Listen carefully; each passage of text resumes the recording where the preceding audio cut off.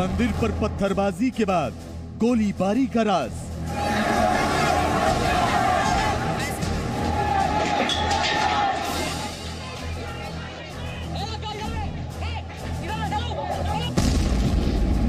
पत्थरों वाली टोकरी से भड़की हिंसा की आग।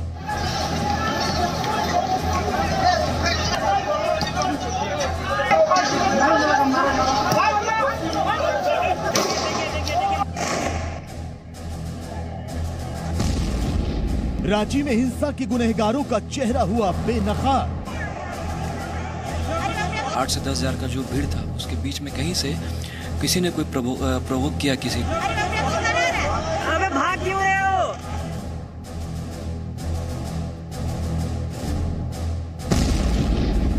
चार वीडियो, 4 सबूत, पत्थरबाज यमदूत। कानपुर में हुई हिंसा के बाद 10 जून को देश के कई राज्यों में एक साथ नुपुर शर्मा के बयान पर जमकर उपद्रव हुआ। आगजनी के साथ पुलिस पर पत्थरबाजी की वारदातों को अंजाम दिया गया, लेकिन अब इन वारदातों की सच्चाई सामने आने लगी है। 10 जून को रांची में हुई हिंसा की बात करें तो पुलिस को 4 वीडियो मिले हैं, जिससे साबित होता है कि उत्पात मचाती भीड़ पूरे शहर को बंधक बनाना चाहती थी। जी न्यूज के पास वो वीडियोस हैं जिनके आधार पर अब दंगाइयों की पहचान भी हो रही है। देखिए कैसे रांची में एक सोची समझी साजिश के तहत हजारों की भीड़ सड़क पर उतरी और कई घंटों तक उपद्रव करती रही।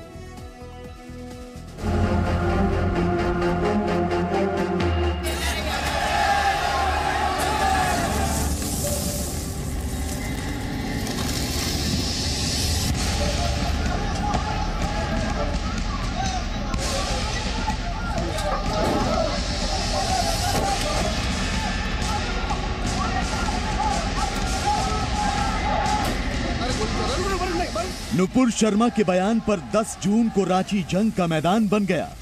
उत्पात मचाती उन्मादी भीड़ पुलिस पर पत्थर बरसा रही थी, गाड़ियों को आग के हवाले कर रही थी, दुकानों में तोड़फोड़ कर रही थी, जान बचाकर मंदिर में शरण लेने वालों को निशाना बनाकर पत्थर फेंक रही थी।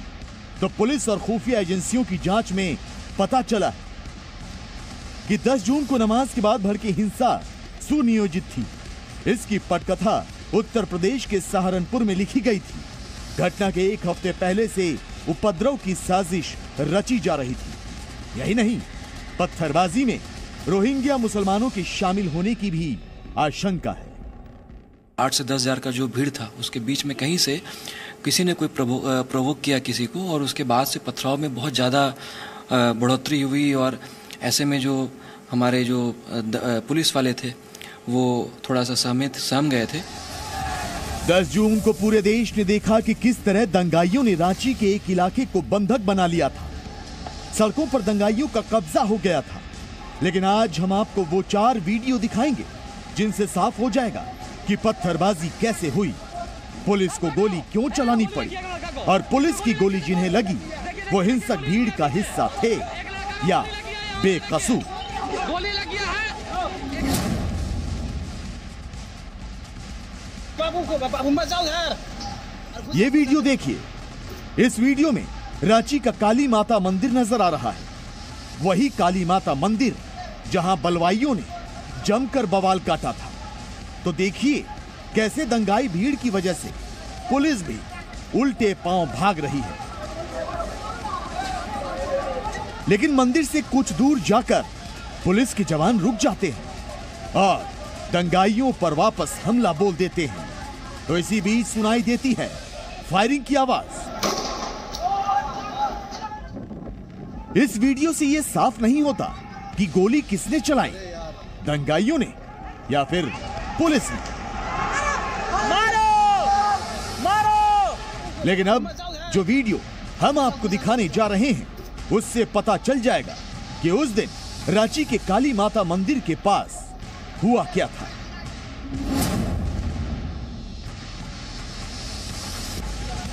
इस वीडियो में दिख रहा है कि पुलिस वाले पत्थरबाजों से बचने के लिए भाग रहे हैं। तभी 3 राउंड फायरिंग की आवाज आती है।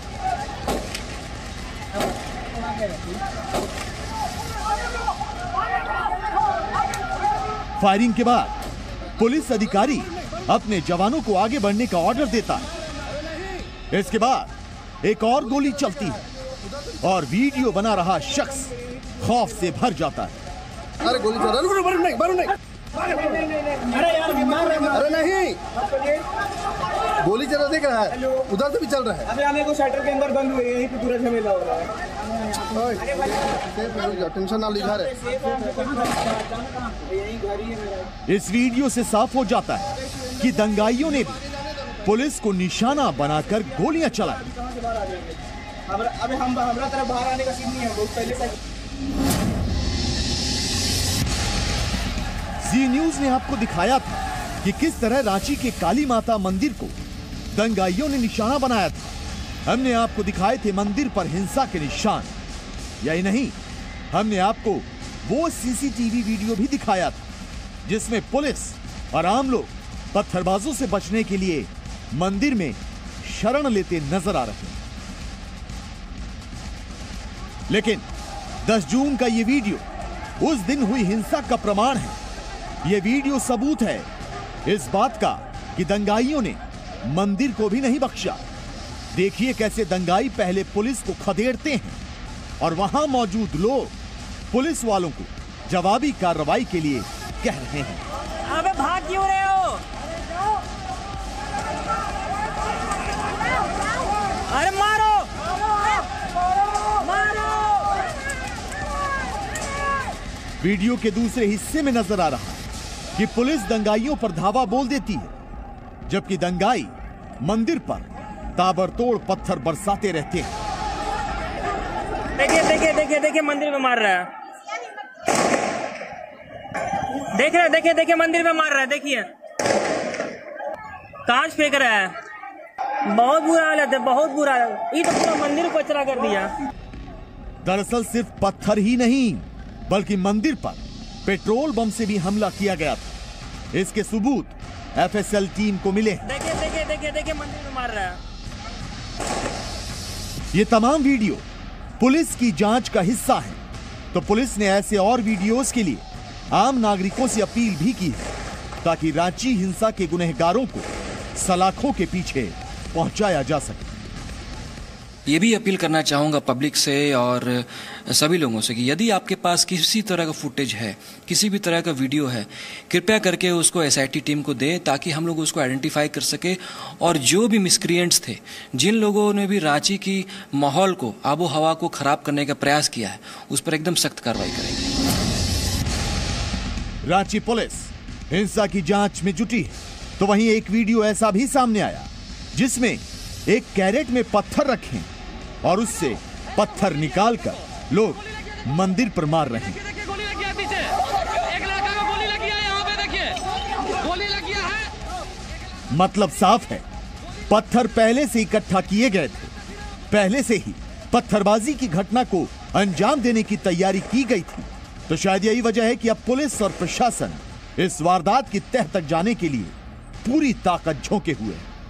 रांची से राजू राज के साथ ब्यूरो रिपोर्ट, जी मीडिया। तो अब सवाल रांची पुलिस पर उठ रहे हैं। इतना बड़ा जुलूस निकलने वाला था और पुलिस को पता भी नहीं चला। क्यों भीड़ पुलिस के कंट्रोल से बाहर हो गई? हालात यहां तक पहुंच गए कि हिंसा में 80 राउंड फायरिंग तक हो गई। आखिर पुलिस और प्रशासन क्या कर रहा था? अब घटना के 5वें दिन पुलिस हरकत में आई है। रांची पुलिस ने पोस्टर जारी किया है और इस पोस्टर में 33 चेहरे हैं। ये चेहरे ही रांची में हुई हिंसा में शामिल थे।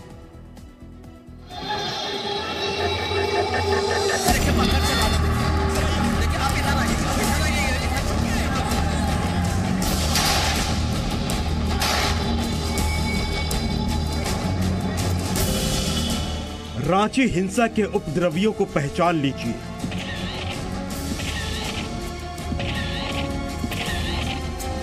अलग अलग वीडियो और सीसीटीवी में जो चेहरे नजर आए, उनके आधार पर पुलिस ने इन उपद्रवियों का पोस्टर तैयार कर लिया है। रांची पुलिस का आरोप है कि शुक्रवार को मेन रोड में हुई हिंसा में ये चेहरे शामिल थे। पुलिस इन पोस्टर्स को अलग अलग इलाकों के मुख्य चौक चौराहे पर लगाएगी। इस बीच रांची पुलिस ने आरोपियों के खिलाफ एक्शन लेना शुरू कर दिया है और शुरुआत हुई है 11 गिरफ्तारियों से। सोमवार को रांची पुलिस ने शहर के अलग अलग इलाकों से 5 आरोपियों को गिरफ्तार किया। इनके नाम है मोहम्मद आरिफ उर्फ रिंकू खान, बिलाल अंसारी, मोहम्मद अशफाक, मोहम्मद अनीश और मोहम्मद दानिश खान। आरोपियों को जब पुलिस लेकर आ रही थी तो इनसे पत्थरबाजी के बारे में सवाल पूछा गया, तो जवाब क्या मिला आप खुद सुनिए। अफसोस है तुम लोग को, रुक जाइए ना। तो क्यों पथराव किए थे? क्यों पथराव? तो पत्थर पुलिस के मुताबिक बाकी 6 गिरफ्तार आरोपियों का अस्पताल में इलाज चल रहा है, जो हिंसा के दौरान घायल हो गए थे। लेकिन सवाल रांची पुलिस पर भी उठ रहे हैं। आखिर रांची पुलिस को कार्रवाई करने में इतनी देरी क्यों हुई? लगातार ये सवाल उठ रहे हैं कि जो एक्शन दूसरे राज्यों में देखने को मिला वो रांची में देखने को नहीं मिला, वो तत्परता नहीं दिख रहा है। देखिए, दूसरे राज्य में जो परिस्थिति थी और जो रांची की परिस्थिति बिल्कुल भिन्न है। जैसा कि हम लोगों ने पहले ही बताया है कि यहाँ पर 2 कैजुअलिटी भी हुई है और 3-4 लोग गंभीर भी हैं जो कि अभी भी अस्पताल में हैं। आपको पता होगा कि अभी तक नहीं भी तो कम से कम हम लोग 30 से 35 लोगों को डिटेन कर चुके हैं और 5 लोगों की अरेस्टिंग हो चुकी है और 150 से ज़्यादा लोगों पर हम लोग जो है प्रिवेंटिव एक्शन लेने के लिए कार्रवाई जो है एसडीएम के द्वारा की जा रही है। पुलिस सूत्रों के मुताबिक वासेपुर गैंग्स व्हाट्सएप ग्रुप में कई आपत्तिजनक मैसेज मिले हैं। सूत्रों के मुताबिक पुलिस का दावा है कि वासेपुर गैंग्स व्हाट्सएप ग्रुप में जुलूस निकालने की बात की गई, सबक सिखाने जैसी बातें पोस्ट की गई। पुलिस अब इस ग्रुप के एडमिन की तलाश कर रही है। पुलिस की जांच में ये सामने आया है कि हिंसा की घटना से पहले वासेपुर गैंग्स के नाम से एक व्हाट्सएप ग्रुप चलाया जा रहा था। इस व्हाट्सएप ग्रुप में उकसाने और भड़काने वाली बातें भी पोस्ट की जा रही थी। रांची में अब तक 42 जगहों पर छापेमारी की गई है।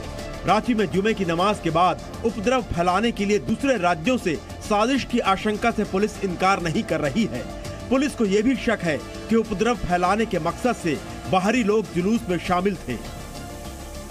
एक इनपुट आई थी कि एक वासेपुर यूथ करके कोई एक ग्रुप है जिनके द्वारा जो है वो बंद को कॉल किया गया था और उसके बाद से जिला प्रशासन का जो आईटी सेल है, जो साइबर सेल है, वो लगातार सोशल मीडिया और जितने भी फोरम्स है, चाहे वो फेसबुक हो, इंस्टाग्राम हो, किसी के व्हाट्सएप ग्रुप हैं, एडमिन कौन है, उन सभी पे जांच हो रही है और पर्टिकुलरली उस ग्रुप के जो एडमिन है उसकी भी खोजबीन की जा रही है।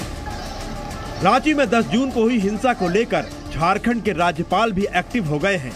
राज्यपाल रमेश बैस ने पुलिस के आला अधिकारियों को राजभवन बुलाकर फटकार लगाई और कई कड़े सवाल पूछे। राज्यपाल ने पुलिस से पूछा कि प्रदर्शन और जुलूस के बारे में प्रशासन को क्या जानकारी थी, खुफिया विभाग ने क्या क्या सूचना दी थी, जुलूस के दौरान कितने सुरक्षा कर्मी मौजूद थे, पुलिस ने एहतियाती कदम क्यों नहीं उठाए, पुलिस ने वाटर कैनन, आंसू गैस के गोले और रबर की गोलियों का इस्तेमाल क्यों नहीं किया, पुलिस अधिकारियों और जवानों ने हेलमेट और प्रोटेक्टिव गियर क्यों नहीं पहने थे। पुलिस को घटना की जगह से दूसरे राज्यों की बाइक्स भी बरामद हुई है। पुलिस सीसीटीवी फुटेज और मोबाइल फुटेज के आधार पर आरोपियों की पहचान में जुटी है। राज्यपाल ने पुलिस को ये भी निर्देश दिए हैं कि पुलिस सभी प्रदर्शनकारियों की जानकारी जुटाए, आरोपियों के नाम और पते सार्वजनिक किए जाएं, होर्डिंग्स लगाकर आरोपियों के नाम और फोटो सार्वजनिक किए जाएं।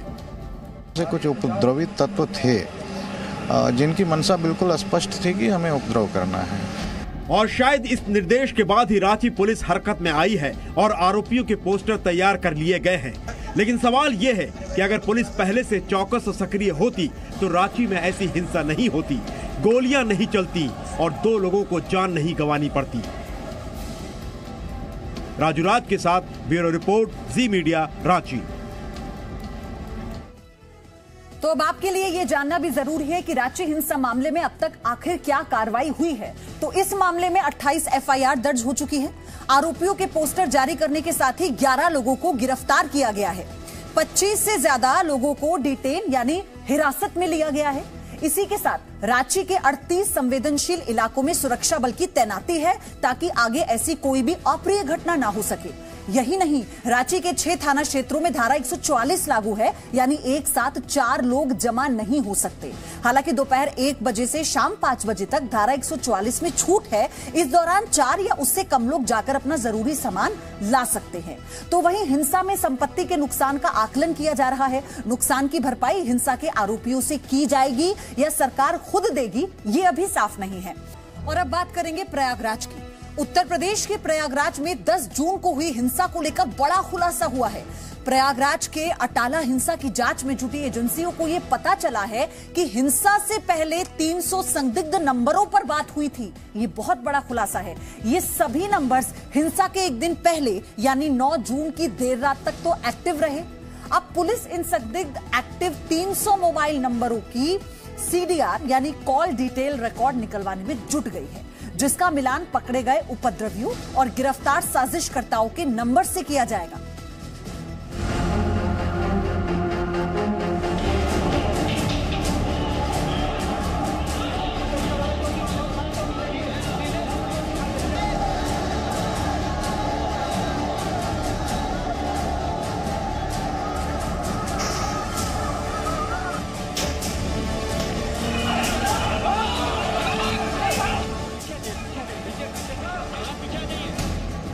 प्रयागराज हिंसा के बाद 300 नंबर क्यों बंद हो गए?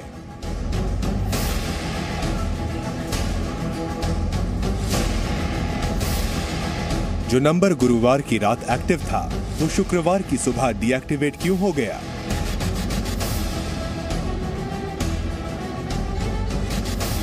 हिंसा के दिन अटाला मोहल्ले में कहां से आए थे हजारों अज्ञात लोग?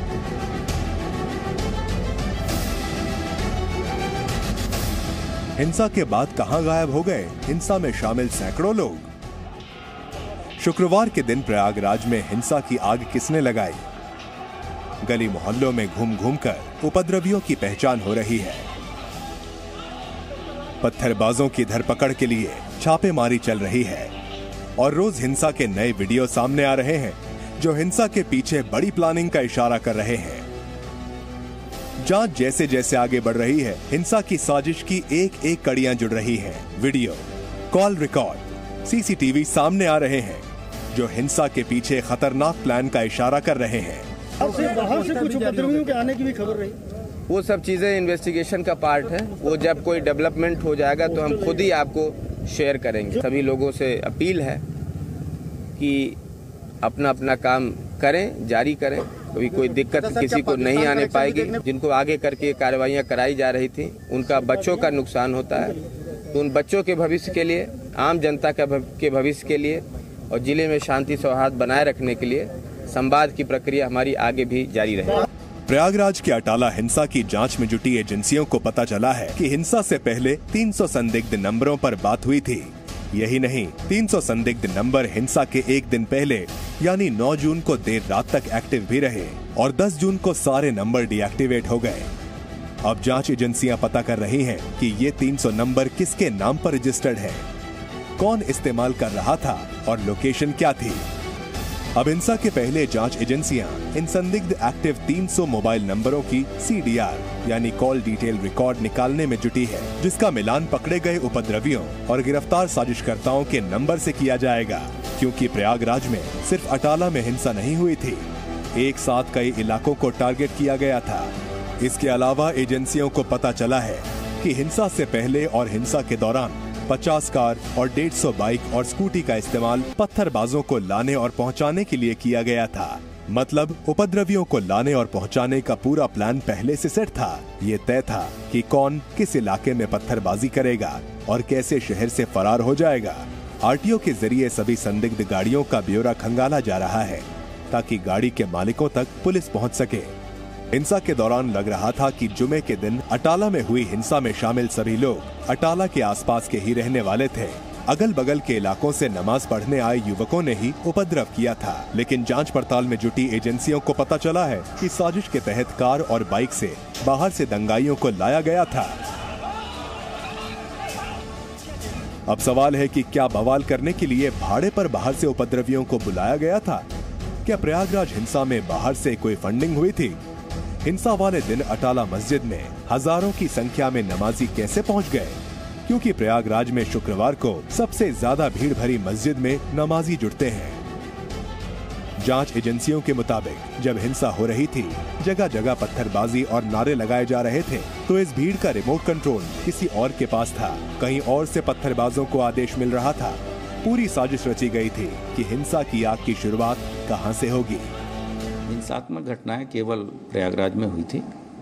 कुछ जनपदों में जरूर भीड़ भाड़ एकत्रित हुई थी।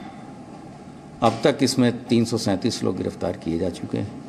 आगे इस तरह की चीज़ें ना हो, इसके लिए शासन स्तर से तथा पुलिस मुख्यालय स्तर से सभी फील्ड के अधिकारियों को ये निर्देशित किया गया है। प्रयागराज हिंसा का मास्टरमाइंड गिरफ्तार है, लेकिन उसके कई गुर्गे अब भी फरार हैं, जो आका के इशारे पर शहर को हिंसा की आग में झोंककर अंडरग्राउंड हो गए हैं। गाड़ियों के नंबर के सहारे, कॉल के सहारे हर उस दंगाई की पहचान की कोशिश हो रही है जिसने प्रयागराज में शांति, सद्भाव और सौहार्द को बिगाड़ कर रख दिया। प्रयागराज के बाद अब आते हैं कानपुर पर। कानपुर हिंसा की जांच जैसे जैसे आगे बढ़ रही है, वैसे वैसे चौंकाने वाली बातें सामने आ रही हैं। इस हिंसा मामले के मुख्य आरोपी जफर हयात ने पूछताछ में पुलिस को बताया कि हिंसा के लिए भीड़ उन्नाव से बुलाई गई थी। इन उपद्रवियों के लिए बिरयानी की व्यवस्था और हिंसा की फंडिंग बिरयानी बेचने वाले ने की थी। इसके अलावा पूछताछ में जफर हयात ने यह भी बताया है कि कानपुर में बिरयानी बेचने वाले कई दुकानदार फंडिंग का काम किया करते थे। हिंसा में कानपुर के मशहूर बिरयानी वाले बाबा बिरयानी के मालिक की भूमिका भी सामने आई है। सूत्रों के मुताबिक बाबा बिरयानी भी क्रॉस फंडिंग का काम, क्राउड फंडिंग का काम किया करता था। इसके अलावा खबर यह भी है कि बाहर से आए लोगों के लिए खाने पीने की व्यवस्था भी बाबा बिरयानी वालों ने ही की थी।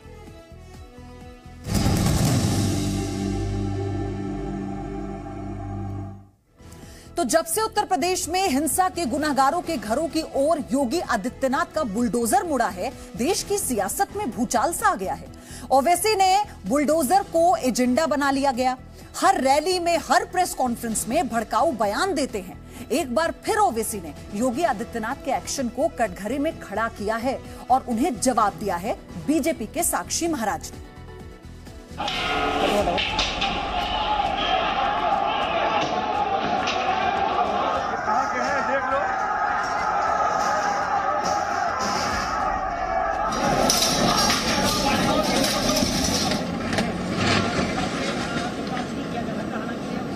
उत्तर प्रदेश के चीफ मिनिस्टर तो सुपर चीफ जस्टिस बन चुके हैं।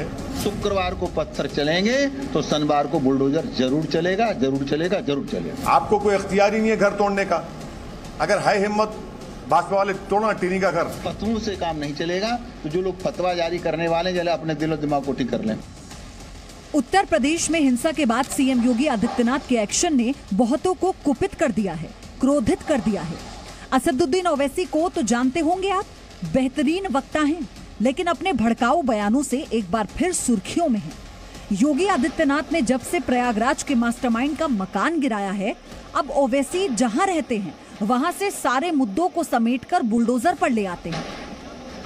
अगर है हिम्मत भाजपा वाले तोड़ना टीनी का घर, क्यों नहीं तोड़ते आप? उसमें तो 5 लोगों की हत्या का इल्जाम है, सुप्रीम कोर्ट ने बेल कैंसिल की। ये खुली नफरत की मिसाल है मुसलमानों के खिलाफ। उत्तर प्रदेश के चीफ मिनिस्टर तो सुपर चीफ जस्टिस बन चुके हैं। वो खुद अपनी अदालत में किसी को कन्विक्ट करेंगे और घर तोड़ देंगे। अभी से घर तोड़ दो आप। रूल ऑफ लॉ को तो बर्बाद कर रहे हैं आप।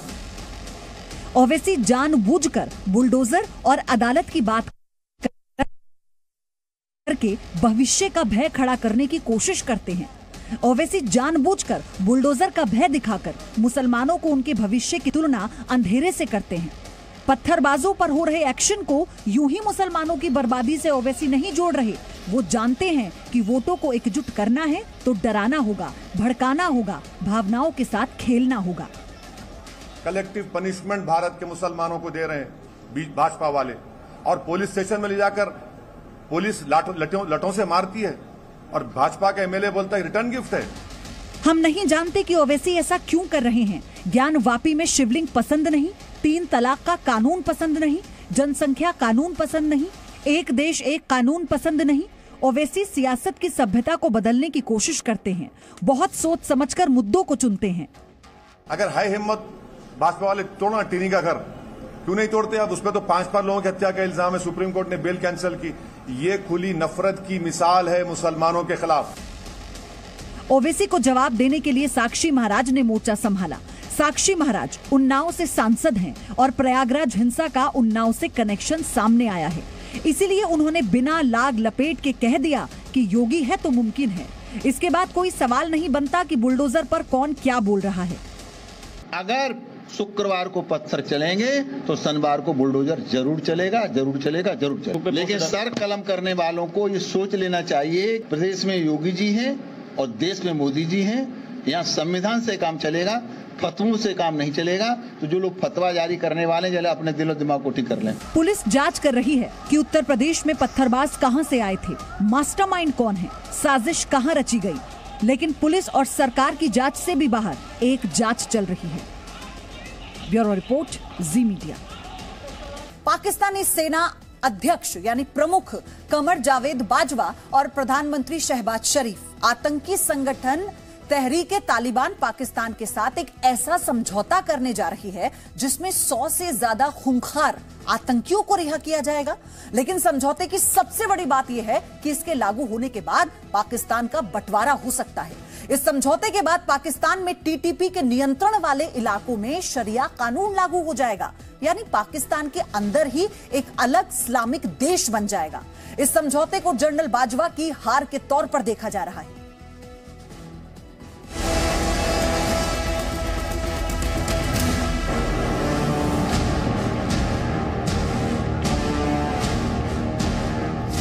क्या पाकिस्तान के दो टुकड़े होने जा रहे हैं? क्या पाकिस्तान के अंदर ही एक अलग इस्लामिक देश बनने जा रहा है?